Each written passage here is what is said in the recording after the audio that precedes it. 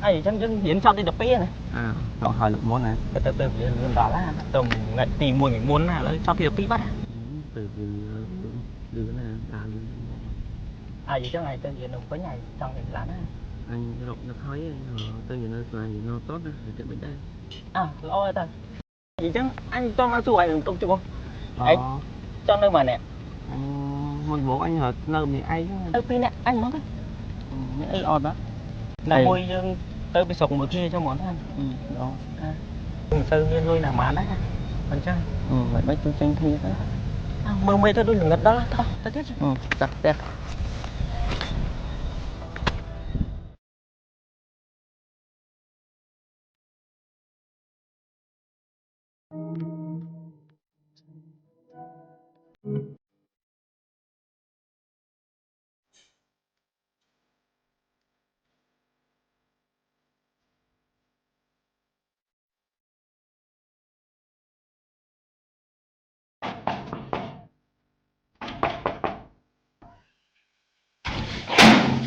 anh cho nó chung này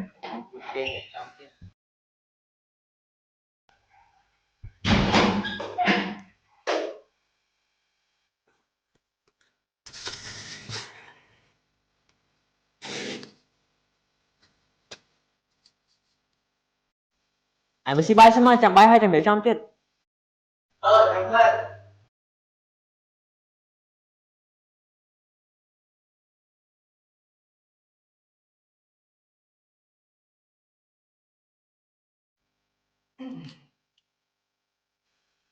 đơn tính ấy em nhiều tiền lắm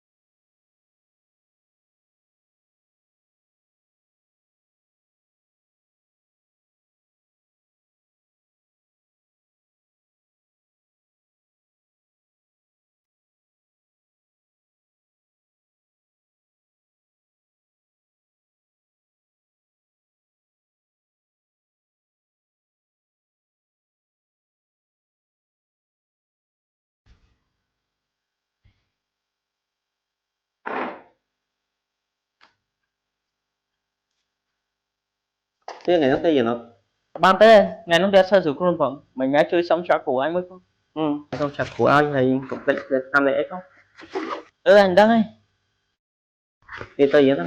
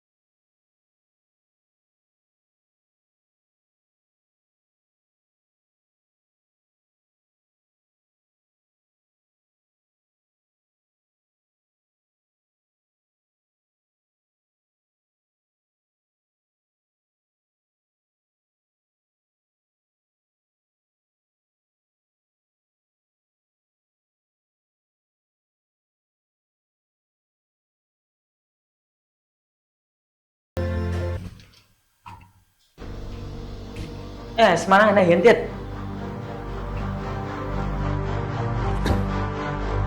hiến đồ hiến pay ấy ủa nơi miền đấy khác á tận đây mình thành nó thôi anh thành chân thưa ấy điệp phấn nàng chắc này thằng chụp hấp này khoa mấy hãy ơi anh mến đi vậy để xa kia cho bạn khỏe bài nó xong ra thôi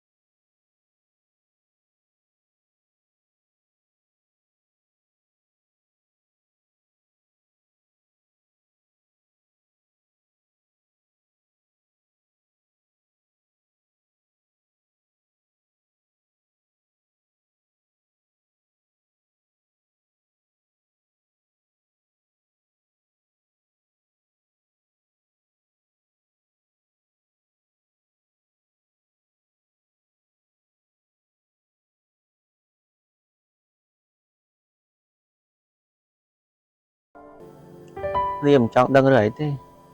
còn tầm bộ dương mò Phnom Penh nó tầm bây là riêng sâu thì tầm bây rồi càng ít phơi tầm bây giờ lôi nó tới chui nhẹ tía hay mình không phần hiện tới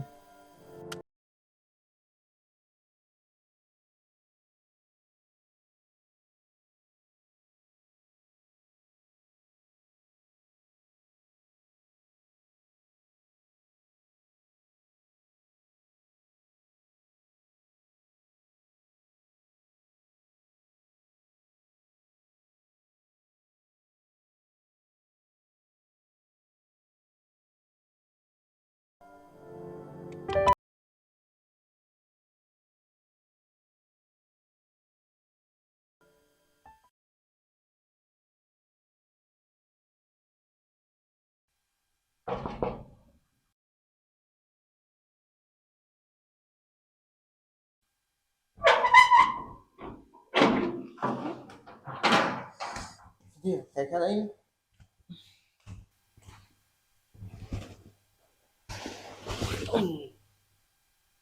một bài thử mấy đó anh thử buộc không ai still step quay mấy nhá tôi lên ca bài bắt này cô video ơi tôm tỏi ná này chất khang trên một chui tuôn không mấy video từng một tô anh chứ thầy thuê lại thằng ná bán lại chất khang chui ấy tôi giúp bắt từng tô luôn hay có ba tô anh mới hay đi vô về cái lại lên anh xong chồng nó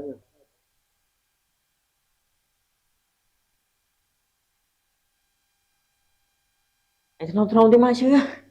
ôi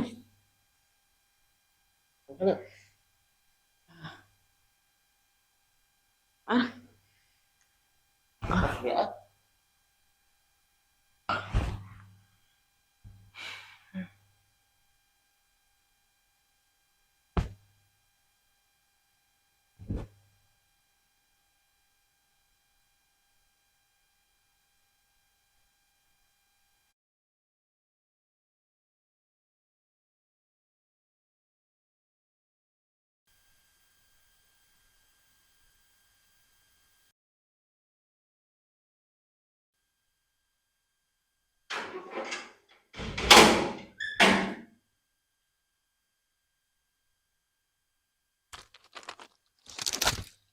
nghiệp lại dùng anh mà định làm phải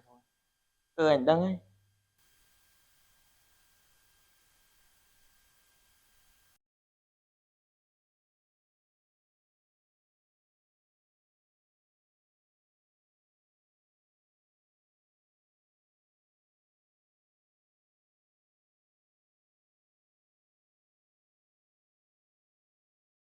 Episode em khi tôi sắp đi mượn. chấm lên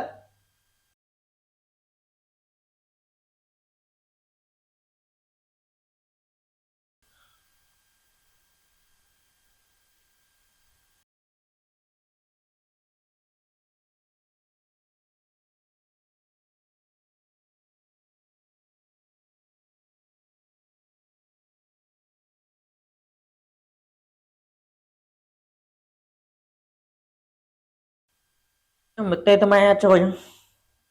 bạn lên là trai thì anh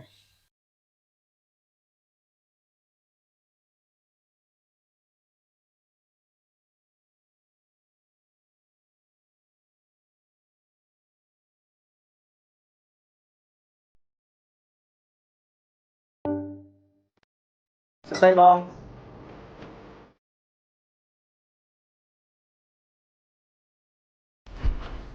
say bong bong cà phê anh cảm ơn bạn Xong thôi từ Hồ Chí Minh được nè. vâng đã Đã rồi. đã score mà ba con chấm khác không có chấm không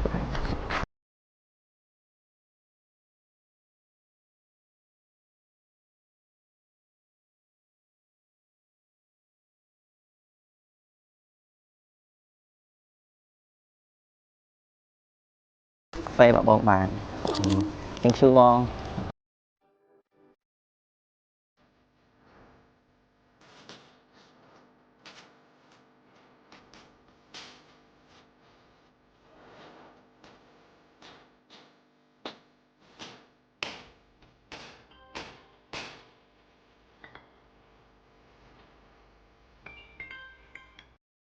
ủa mà bạn má ở lôi nắng mình mấy cha chăm ai được cha từ mình không á thì sao là xuất thi tụi mình phanh ha tù sắp đó mà thì lôi nắng giờ mình còn mơ chủng ngữ phong thì chạp mình phong thì sao là xuất thi là có sắp vái thế ai càng nghiệp có là có lo này tụi mình có thôi càng nghiệp part time đó mà bà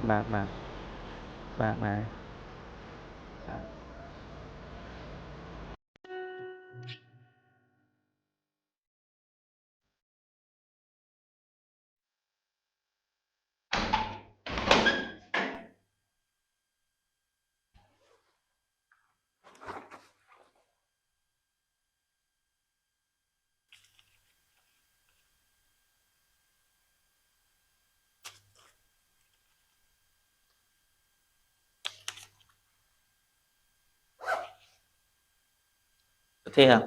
mình cũng trả lời ai ấy á Con ơi, hay complete mơ miệng phong anh đó. hay hưởng chụp bắp đi ban xong chụp bắp ai của hai hay hay chắp cho sụp mẹ phong Má, không chơi chân phép thôi.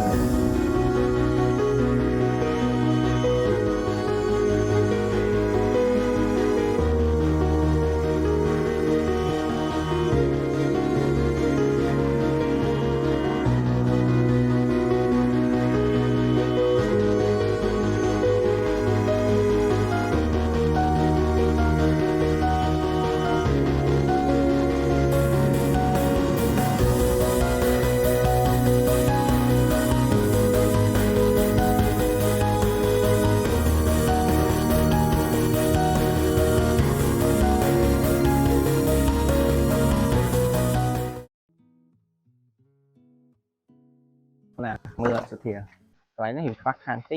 càng nghiền kalau nhờ sớm khó hàng trong thật đồ về lại tí đó tính trên mấy trăm à tầng hai nó thật đồ về này của ăn chẳng này khó khăn